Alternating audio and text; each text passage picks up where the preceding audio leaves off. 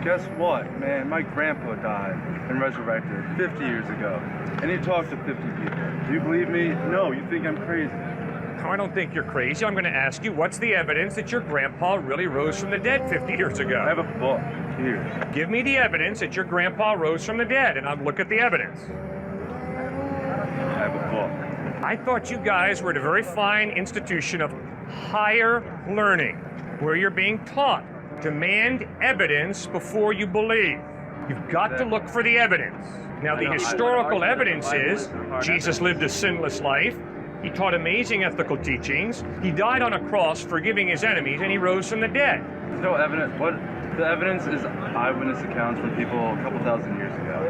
That evidence wouldn't fly. That evidence wouldn't. The point, sorry, That just the doesn't point is fly. that you have a series of anecdotes, and that's not hard evidence. You don't have videos, you don't have actual accounts, you don't have, stuff that we can view today and actually legitimate. You have a series of anecdotes, and people would say that that's not hard evidence, where other people would.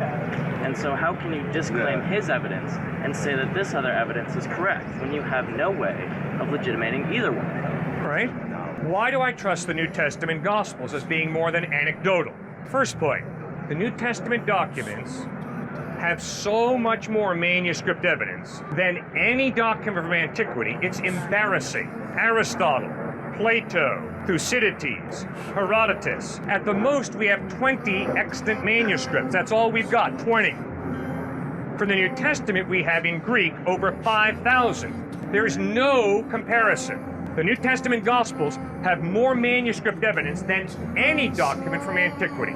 And certainly, I hope you guys think that Aristotle and Plato and Julius Caesar really did exist. I do, but Good. Julius Caesar's commentary isn't always reliable. Julius Caesar wrote about the Gallic Wars. I hope you think the Gallic Wars took place, because the historical evidence is they did. They did, but Julius Good. Caesar was a politician. Yeah, He wrote for entertainment, not only for the purposes of his own re-election. good point. If you use evidence, it ceases to be faith. That's where you and I disagree. I would argue that if you believe something with no evidence, that is blind gullibility. Dude, took the words right out of my mouth. Good. Honestly. We're thinking together. Yeah. Faith had better be based on evidence. Otherwise, it is blind gullibility.